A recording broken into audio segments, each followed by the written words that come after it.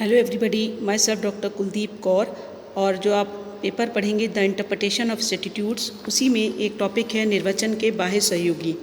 देखिए, court interpretation करते समय शब्दों के रियल मीनिंग को समझने में कई बार कुछ कठिनाइयाँ आती हैं और इन कठिनाइयों को दूर करने के उद्देश्य से ऐसे सहायकों से सहायता का प्रस्ताव भी किया जाता है जो कानून के शरीर से परे हैं, जैसे कि डिक्शनरी, पाठ्य पुस्तकें, कानून का विधायी इतिहास आदि।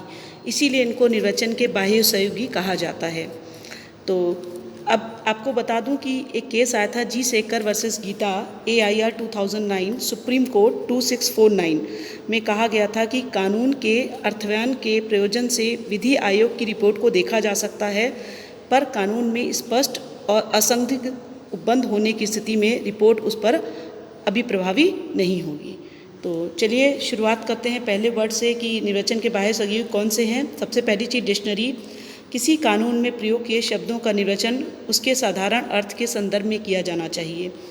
चूँकि डिक्शनरी किसी शब्द के कई अर्थों को स्पष्ट करता है, इसीलिए समानता उन अर्थों की जानकारी के लिए डिक्शनरी सहायक है।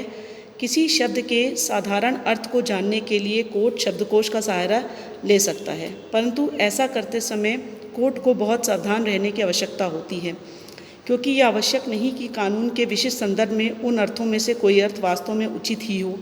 इसीलिए कई बार न्यायालय बहुत से अर्थों में से कोई अर्थ ठीक मानकर चुन लेता है और कई बार लॉ के रेफरेंस को देखते हुए न्यायालय इन मीनिंग को अस्वीकार भी कर देता है।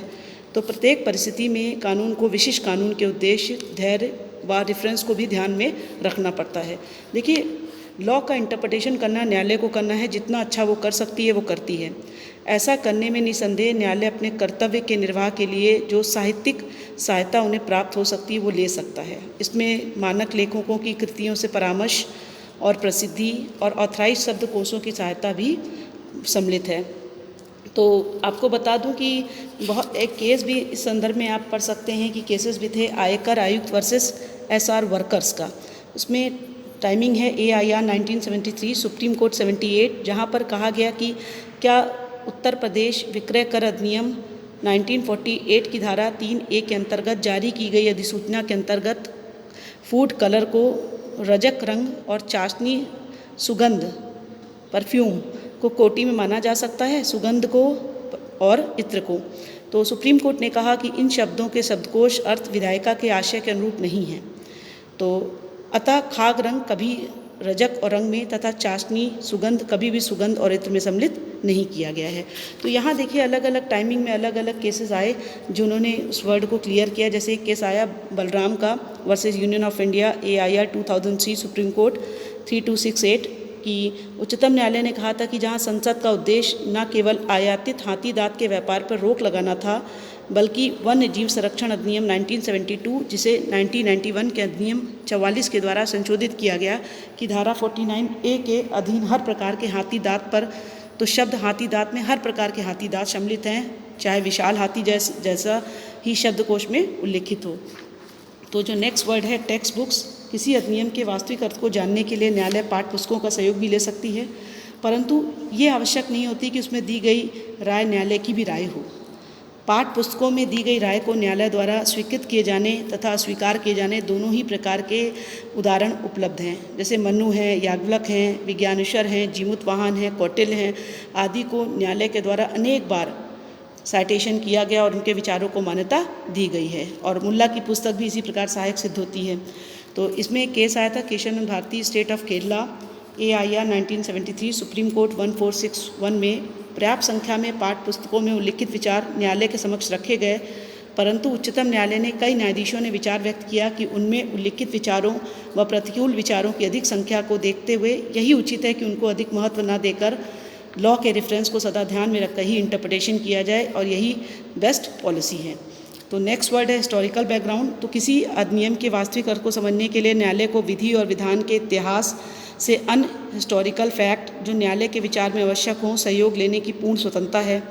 न्यायालय इस पर भी सोच विचार कर सकता है कि उसमें हिस्ट्री में हम क्या क्या चीज़ें देखें। तो उसी में आप एक केस याद रखेंगे पश्चिम बंगाल वर्सेस नृपेंद्र नाथ का AIR 1966 सुप्रीम कोर्ट 447 में कहा गया किसी अधिनियम को वास्तविक अर्थ जानने के लिए न्यायालय विधि की पूर्ण अवस्था से परामर्श लेने के लिए पूरी तरीके से स्वतंत्र है। एक और केस है express newspaper limited versus union of India AIR 1958 supreme court 578। Supreme court ने कहा कि विधान का इतिहास तथा अन्य प्रकार के बाह्य स्रोतों को न्यायालय डाउट समाप्त करने के उद्देश्य से देख सकता है। नेक्स्ट वर्ड लेजिस्लेटिव हिस्ट्री, विधायी इतिहास। प्राचीन काल में देखिए रियल रेफरेंस को जानने के लिए कभी कभी न्यायालय किसी कानून के लीगल हिस्ट्री को भी देखता था, परंतु आधुनिक बहुमत विचारधारा कदाचित यही है कि लेजिस्लेटिव हिस्ट्री को इंटरप्रिटेशन के बाहरी सहयोगी के रूप में नहीं लिया जा सकता। अतः सदनों के मंच पे किए गए विचार विमर्श, समिति की रिपोर्ट, उद्देश्य व कारणों के कथन निर्वचन के बाह्य सहयोगी के रूप में समय अडॉप्टेड नहीं है। इस नियम का आधार कदाचित यही था कि विधायकों के मस्तिष्क में जो कुछ भी था उसे उनके द्वारा स्पष्ट शब्दों में व्यक्त किया जा चुका है तथा विधायक अपने व्यक्तिगत विचारों से न्यायालय को प्रभावित नहीं कर सकते।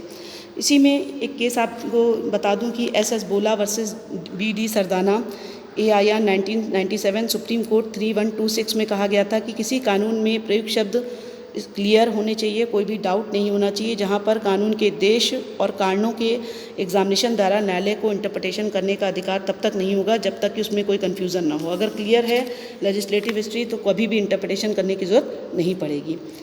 Union of India versus Harbhajan Singh Dhillon AIR 1972 supreme court 1061 में कहा गया कि संविधान सभा में दिए गए भाषणों का उल्लेख किया गया और निर्धारित किया गया कि कृषि भूमि के पूंजी मूल्य सहित शुद्ध धन पर धन कर संसद की अवशिष्ट शक्ति में आता है। इसका मतलब कि अगर कृषि भूमि है, उसका पूंजी मूल्य कैपिटल है, तो उस पर भी हम धन कर क्या कर सकते हैं, पार्लियामेंट के पास एक अवशिष्ट शक्ति है, वो उसे उसके अंतर्गत शामिल कर सकती है। नेक्स्ट जो वर्ड है आप देखेंगे प्रैक्टिस और प्रथा, न्यायिक हस्तांतरण, लेखन, प्रशासकीय और वाणिज्यिक, judicial convincing, administrative and commercial. देखिए यद्यपि कह सकते हैं कि जितने भी एडमिनिस्ट्रेटिव कस्टम होते हैं निर्वाचन के सहयोगी के रूप में नहीं माने जाते थे, तो कभी कभी न्यायालय ने इसे महत्व दिया। दूसरी ओर न्यायालय ने प्रसिद्ध हस्तांतरण लेखकों की प्रथाओं को भी पर्याप्त सम्मान दिया। तो कब इसको स्वीकार किया कब नहीं किया, ये अलग अलग केस के अकॉर्डिंग चलता रहा है।